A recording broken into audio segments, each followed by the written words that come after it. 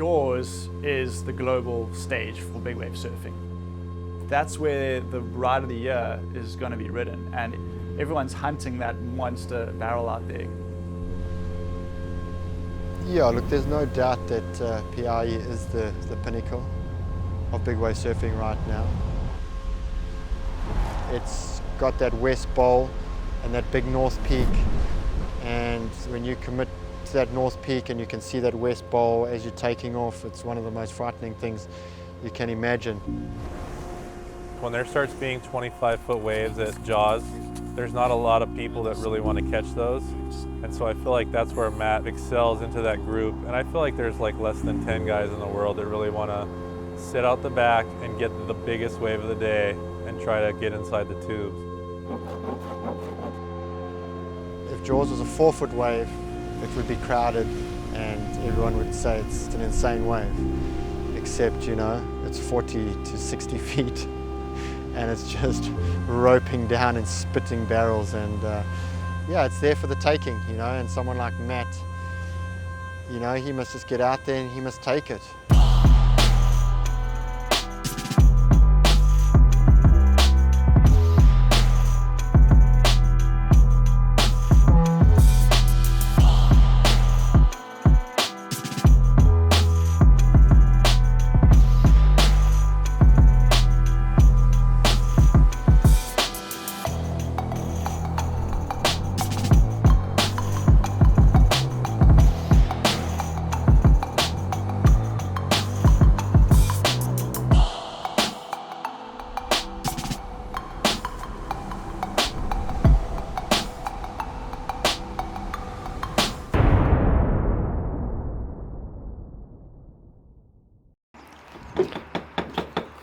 Matt! How's it, man? Hey, bro. How you doing? Good to see you. You too.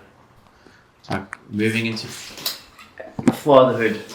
Have you found it like easy? Have you found it quite challenging? I mean, riding big waves is like a whole. It's challenging. It's got its own sort of space. But how have you found fatherhood? Is that equally as challenging? Like the shift. It is. It's probably the biggest challenge of your life. I think anyone would probably say that, but also the most incredible. And yeah, it kind of puts big wave riding in perspective. You're not. Big wave riding can feel like everything when you're doing it, and your whole life matters because of it or something. But then when you have a baby, it's so much bigger than that, and it's so amazing. And one of the toughest parts has been like traveling, and like I was in Hawaii now for a month, and our boy is like 6 months, and he just like regressed. His sleep regressed, and she didn't sleep for like a month. She like only get a few hours a night, and I'm trying to like get in the zone to surf these big waves overseas, and then she's like back home and trying to take care of Benji, and that was really tough, and Yeah. I just wanted to get home and help, you know, and help out with everything. And I was waiting for the contest to run, and that just kept, the swell would pop up and look very promising, and then it would disappear, and like that wouldn't run. So that was tricky. Shame, man. But yeah, it's been so incredible, and like I see little bits of me and him, and little bits of Jade, and it's unbelievable. And when they're young, also they're just developing new habits and stuff all the time. So Yeah. you're like, oh, I can't believe we just started sitting for the first time, and I'm not there. We started eating solids for the first time, all that stuff, and yeah, so it is hard to miss all that. But I'm also very grateful that my wife goes through all that sacrifice so that I can chase what I love doing. Yeah. And ultimately, you're doing it because it provides for your family as well. Yeah. And On top of that, exactly. but it's like you say, you've got a rock and your wife, and she's here. Yeah. And Ellen Van G just said the same thing. You know, it's Yeah. like strong mothers and there to support and Yeah. the emotional support that they give us, and it's just Yeah, amazing. it These is amazing. These women are amazing. Yeah, they definitely don't get enough credit. No, they don't. Yeah, Alan travels a lot as well. I can't imagine how tough it must be, and he's got like 3 kids, so it must be really tough. And my wife's also trying to start a counselling business in this room Okay. at the same time. So she does counselling and play therapy, and she's trying to be a mom. So she's Incredible, amazing. Yeah. Yeah, the last time that we spoke, you just got back from Oh no, yes, you just got back from Jaws. Okay. But I think your Benji, your child was a lot younger then? He was still in the womb. Oh, you were still in the womb, okay. Yeah. So the dynamic there was completely different to this time round Yeah. for when you went, right? Yeah, totally. How did it affect you, like your performance, did you feel it? Yeah, I think there I was so worried about all the unknowns, like we got this baby on the way, like hopefully he's healthy, and it's such a big thing, like trying to get your mind around this next chapter that you're going to become a parent. It's like, it's huge, you know? Yeah. And so that was kind of a lot of thinking on that. Then after Benji was born, I suddenly felt this urge to be like, I've got this so much more responsibility now to my family, and now I need to, so my response to that was kind of like, I need to train as hard as I can. I need to make sure that everything I can control, I need to do to the best of my ability and be as prepared as possible. And that's kind of my responsibility to my family. So when I go into those life-threatening situations, that I'm as prepared as I can be. So whether it's the training, whether it's all the mental preparation stuff to be confident so you're not hesitating, all the equipment, making sure everything is set. Also, this year was like the first year I've paid like water safety to look after me, which I haven't done in the past. I've been quite bad at that, but at Jaws, you should pay for at least one person on a jet ski to be looking out for you in case you go down and have a bad incident. Because I was hanging a little bit with Steve Rice now when I was in Hawaii, and he broke his femur out there, and he got with it, and he had a 2-wave hold down, and like he could have died. He had a safety team looking after him, and they got him to hospital as quickly as possible. But you never know when something can go wrong, so just preparing as much as possible, and that's kind of my responsibility now to my family, is to be a little bit more responsible. Yeah. But I still feel as excited and as ready to catch a really, really big wave as ever, which is awesome. I was wondering if I'd be more scared thinking about the greater responsibility at home, but I didn't feel more scared. Okay, it didn't impact you. Almost more excited to catch an even bigger wave. I've been setting my goals like to catch a very specific wave out there at Jaws, and so I was quite excited to try and achieve that. Yeah. And did you get it? This time I wouldn't say that I got that wave I was really looking for, but the swells weren't huge. Like, so I don't think I really got the opportunity. Like, we had one quite big day, it was very windy. Yeah. Like, you were looking down the face and these huge side chops, like massive chops, like 1 foot plus waves going sideways while you're down this huge face. And so that made things really difficult, but it was awesome. I was up there with Kai and Ian Walsh and Tyler Leron, Greg Long, a lot of the boys, LB Lair, Tori Meister. So it's so cool just surfing with that tight crew of big wave surfers again. The energy must have been sort of crazy in the water. Yeah, it's rad. And it wasn't super crowded because I think the wind kept people away, but it was like a lot of like the best dudes were out, and it was cool surfing with them again and trading off some bombs with them. Yeah. Amazing. Yeah. So I didn't realize that. I don't think people know the intricacies of like what goes on behind the scenes. So you used to go out there and you'd be like ace out. That's it. You paddle out off the rocks. No water safety to help you. It's just you in the ocean, essentially. Yeah. But now, if your responsibilities have changed, you've got an IT and so how much do you actually pay for water safety to look after you? So most of the guys charge like $500 for their day rate, but they're willing to take maybe up to 3 people to chip in. So, but yeah, I managed to kind of get on with some of the guys that I know quite well, and then so I was paying like $100 a session for them. That's cool. And I'm not relying on them much. I'm still jumping off the rocks. Yeah. Paddling out myself most of the time. Even if I have a wipeout, they'll come see if I'm okay, but I'll give them a signal I'm okay. Okay. And then I'll paddle back myself. So it's more just for them to check up to see that if something does go really badly, then they're there to help you, you know. How long is that paddle? So the paddle is, it's almost similar to paddling out to Sunset here in Kumaki. It's about probably half a kilometer plus out to sea. But like every time, even going down the dirt road, so there's like the main road that goes past Jaws, and then there's a dirt track which is about 3 kilometers long, and it's very bumpy. It's through like I don't know if it's like sugarcane or whatever, but you're winding down this bumpy road, and every time you go down there, you're just like, oh my gosh, I'm back again.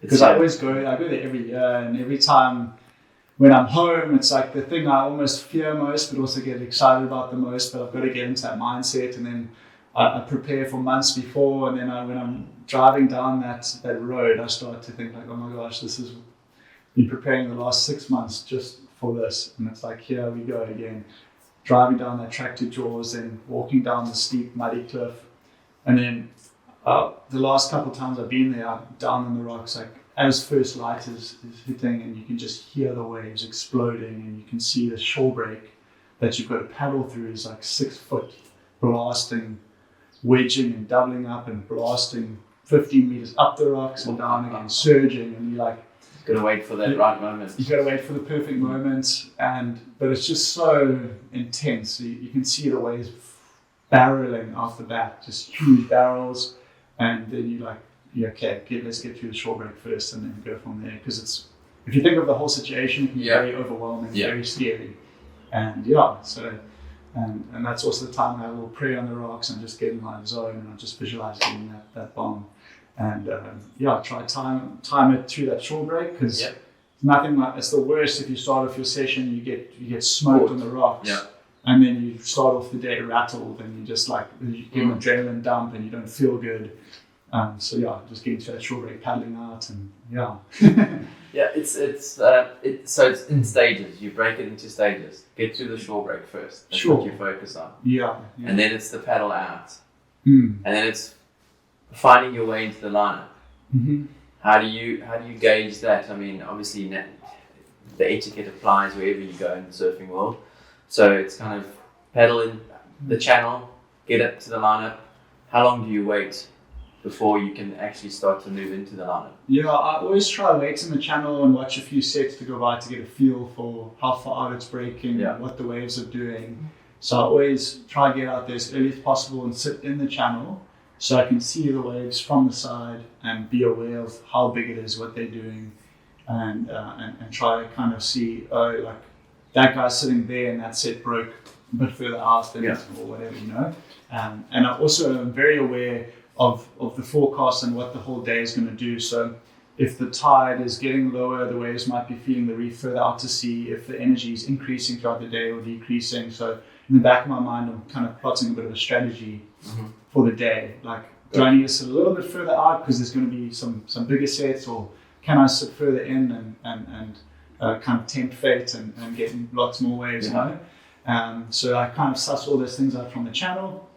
And then, I always, it was quite funny when I was there, the last session we had, the waves, there were some big waves coming through, 30 to 40 foot waves, and like the swell direction was very west, so it was walling, like the waves were almost all semi-closeouts, so you kind of had to try and make sense which ones were makeable and which ones were just big closeouts.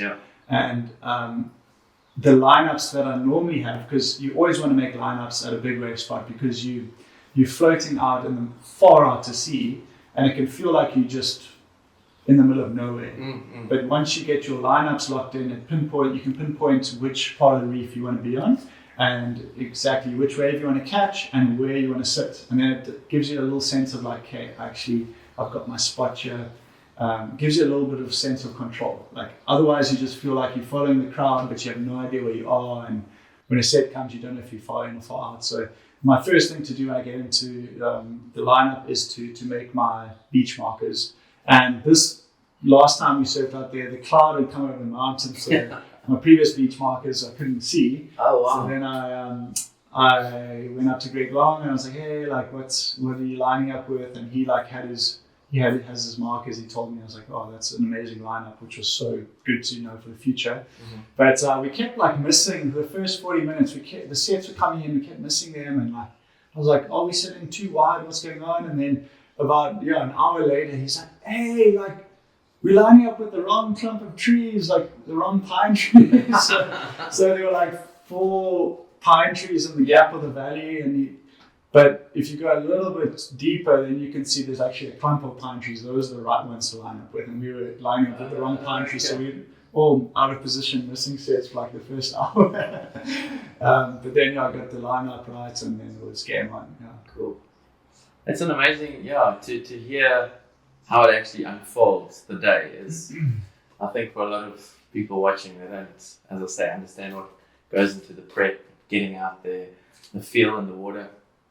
And in terms of like the waves that you got this time around, I mean, you made a movie recently, didn't you? Yeah. School? Over the edge. Over the Edge, yeah. So all the links will be down below to Over the Edge. Check it out. Watch the movie. It's absolutely insane. I mean, that was the last time you were out there. A lot of that footage was shot then, wasn't it? Yeah. So like the hero session we had with the movie was the previous years in the middle of COVID, all that. Yeah. And how's that movie going down? The movie's been great. Like super stoked how it came out, and we had some really cool premieres. We had a couple even in Australia, and in little places all over the world, which has been rad. And it's sitting on like all the major pay-per-view platforms like iTunes, Apple TV, all those. And it's been quite slow with the sales because I think everyone's used to free content these days. So we're hoping to sell it to a TV network, but with a distributor in the States who, what they do is for the first couple of months, they put it on the platforms and they try to get pay-per-view clicks. And then after that, they try to get a big sale with like a TV network or like, I mean, someone like a Netflix would be the ultimate, but that's very, very tough to get into. So that's kind of where we're going. And it's been a really cool journey. It took us like 3 years to shoot the film. It's beautifully shot, man. Yeah, thank you. Congratulations. Thank you. Yeah, I was super stoked to work with that guy, Andrew Canada, and he's got very high standards. So everything's shot in 4K on Red cameras and stuff. And it was really cool working with him. Yeah, it's so cool to actually be able to document the journey, and it really amplifies how big those waves are that you're surfing out there, and like the risks that you take to do it.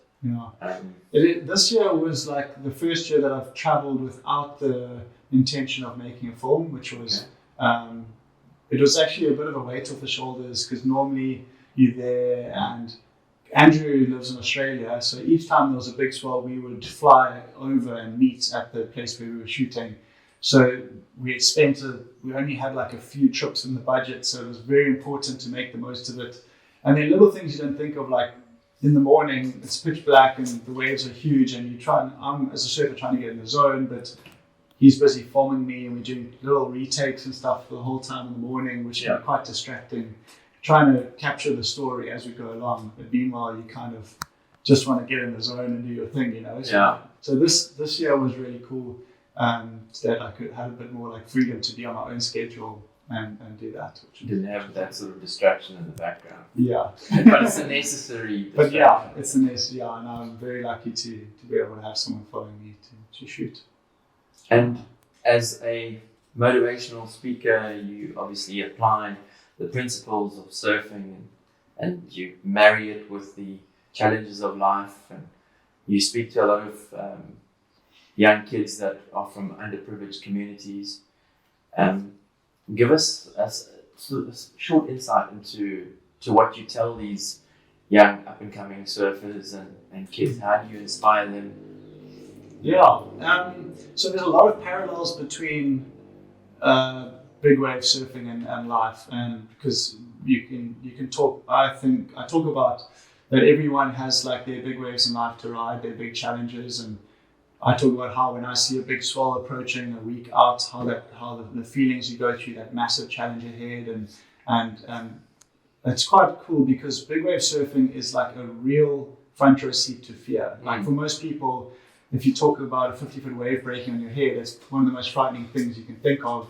And I get to experience that in reality and those real feelings of fear. And the cool thing is that everybody experiences fear. I think sometimes kids think, and even I've done a few talks at businesses and stuff, they think maybe that the professional sportsmen have a screw loose or something's wrong. They're not really experiencing that fear that everyone else feels. But the truth is that everyone feels that fear. And there's principles that we use, I guess. Everyone uses different things to try move through that fear, and because I've found in my life that the best moments have just been on the other side of that fear.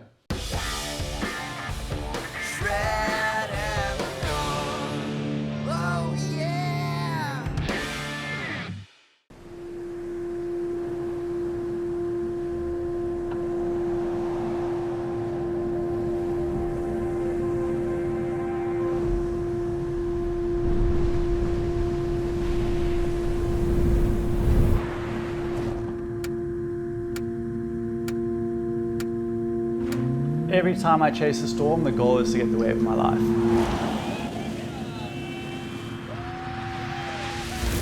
To push myself beyond the boundaries that I've set and send it over the edge.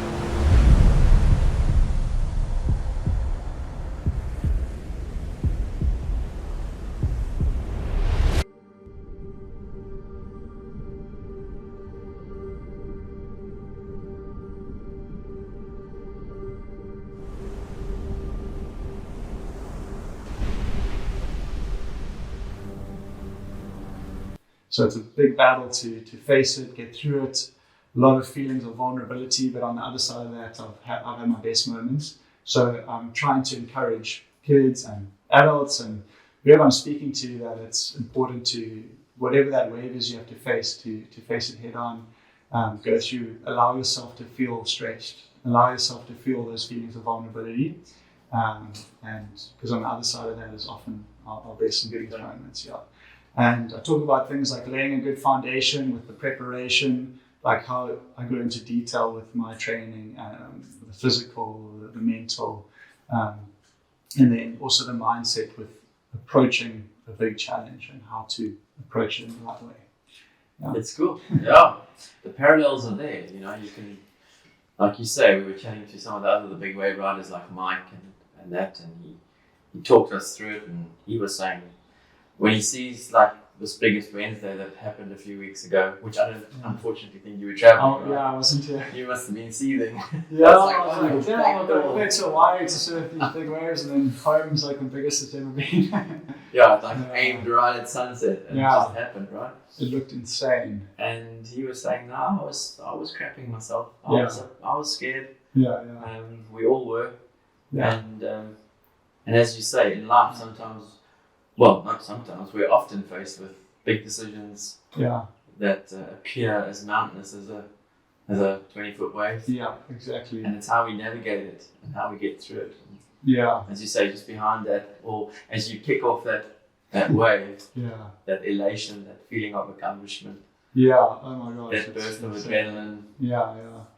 But it's like every time the Jaws season is lingering around the corner, when it comes to like September, October, Jaws starts, the Hawaiian winter starts end of October, November, and then it goes for a couple months. And every time that season is approaching, I just get this knot in my stomach. Really, yeah. The butterflies are going. I'm like, in one sense, I'm like, damn, I just want to chill at home. I don't want to go surf these big waves. And then in another sense, I'm like, okay, sick, like getting motivated, let's do this. But like the fear is definitely there all along the way, and constantly wrestling with those feelings of leaving home and just feeling totally vulnerable and exposed. And like in my movie, when I went to go surf Jaws, there were so many things happening, and I actually cried like twice on the way over because I was so scared and I was feeling so anxious and so vulnerable.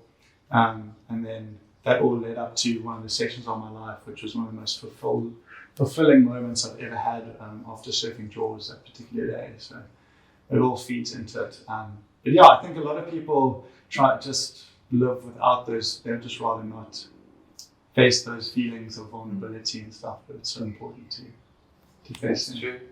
That's true. And I think a lot of people through this COVID period have experienced by force majeure moments of vulnerability that they've never been exposed to. And people have lost livelihoods, and they've lost businesses, and the unfortunate ones, you know, and there are a lot of people out there, and they've kind of been, as I say, forced into this vulnerable state of, you know, having to rethink how they're going to navigate this and how they're going to change their lives, because all of a sudden their whole meaning has changed. You know?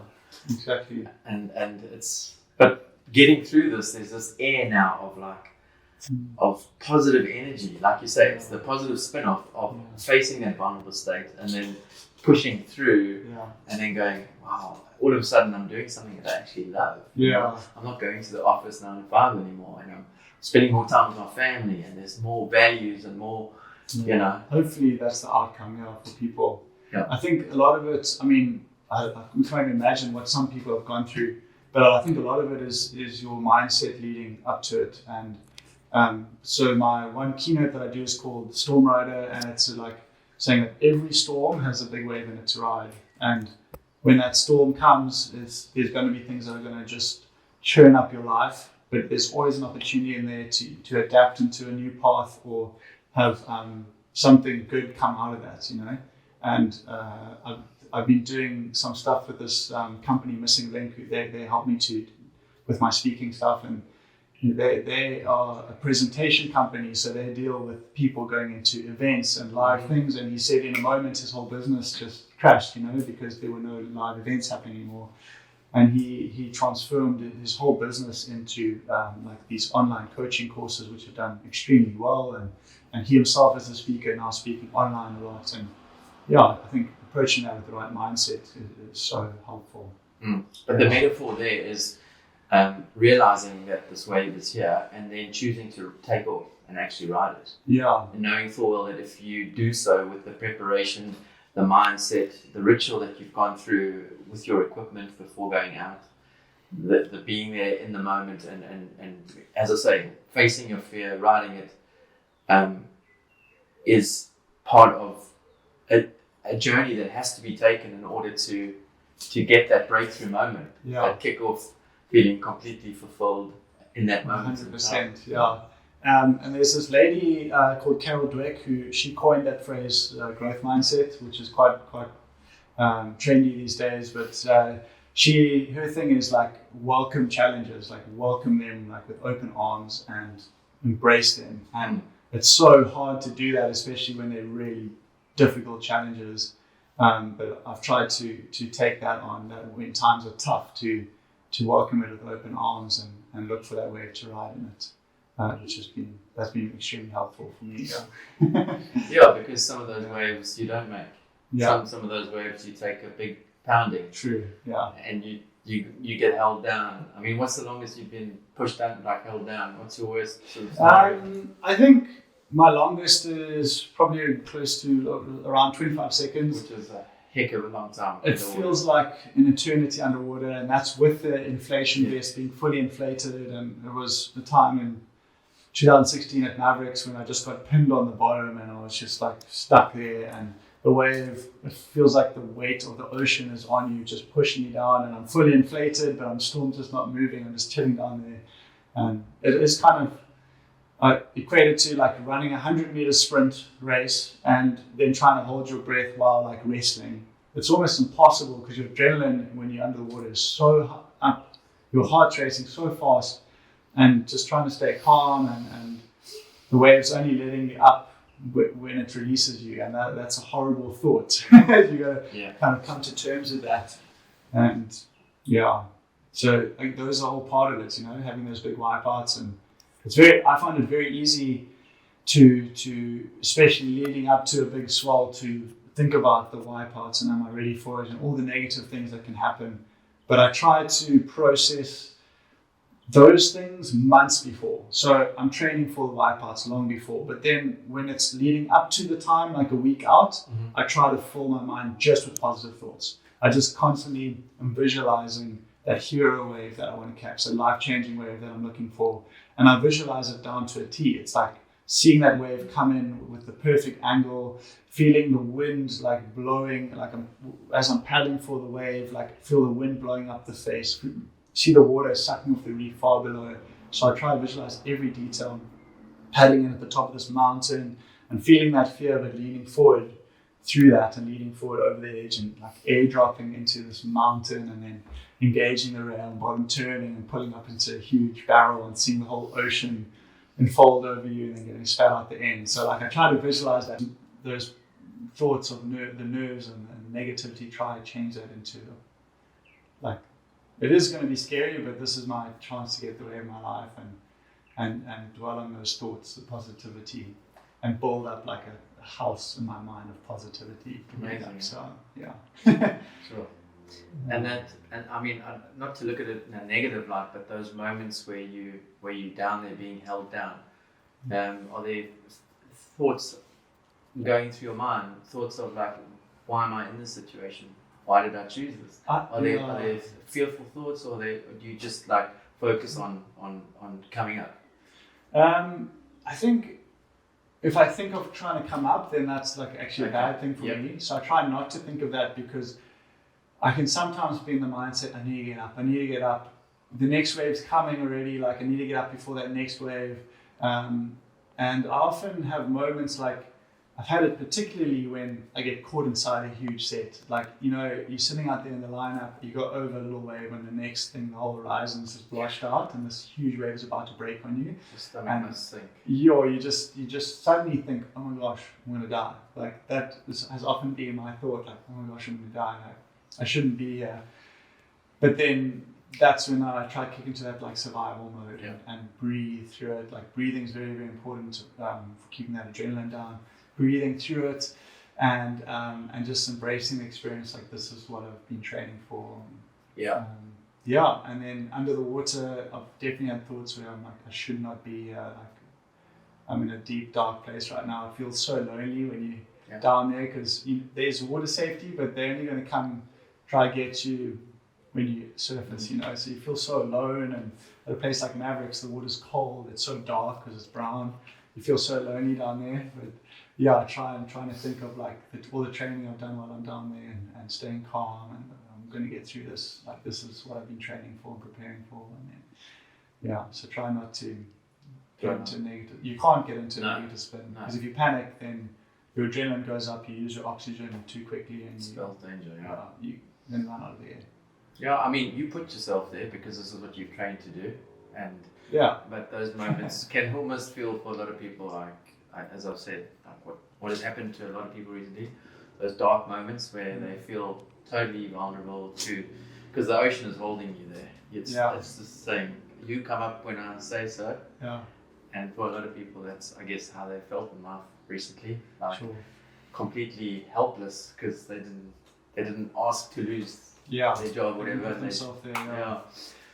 So no, I mean, there's such great parallels and metaphors that you can apply to sort of navigating life with what you do, and I think that's truly inspirational, man. Yeah, thank you.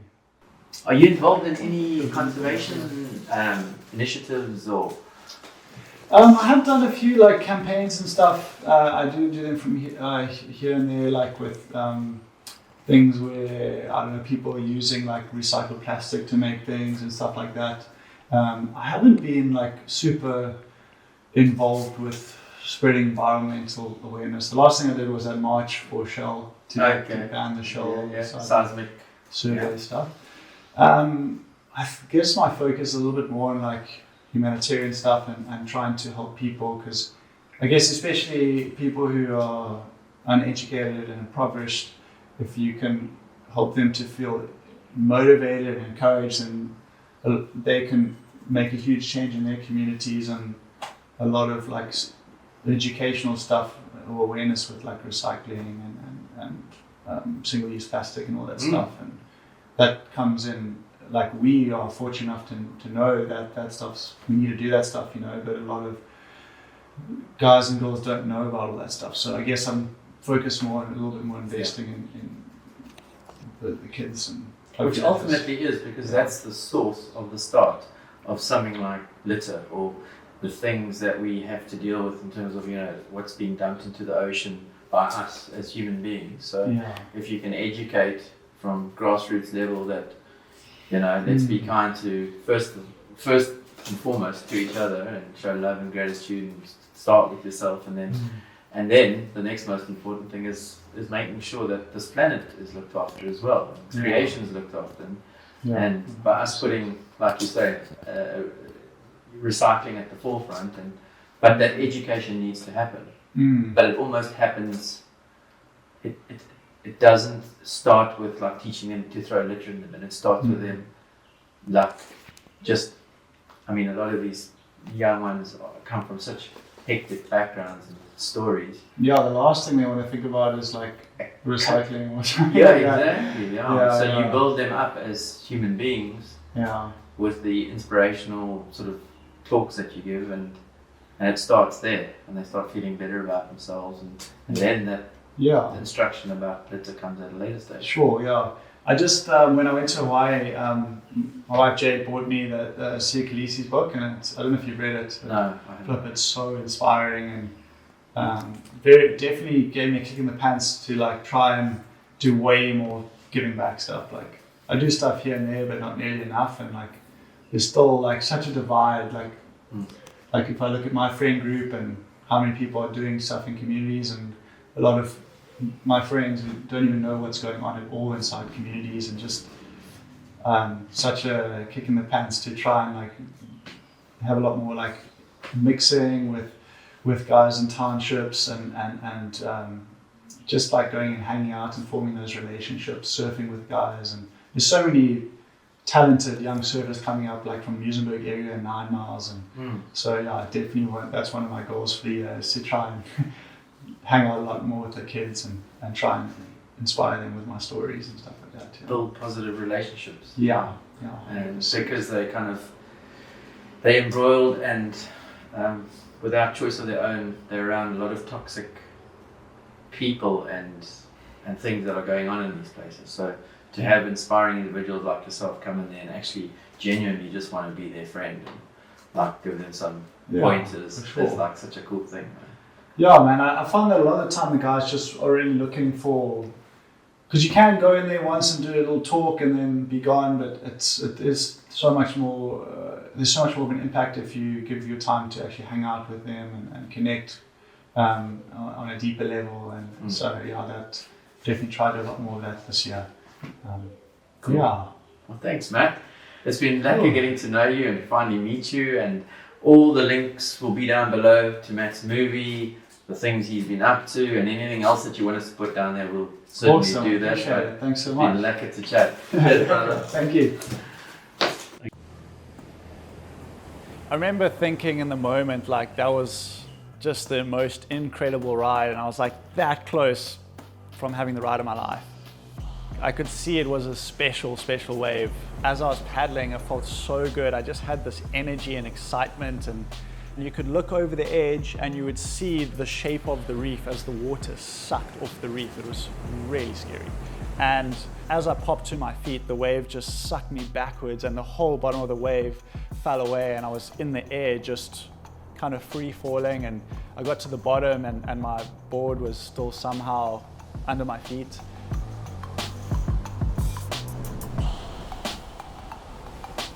Then the thing just imploded on me, and I was like that close to making that wave, and it was just going to be so special.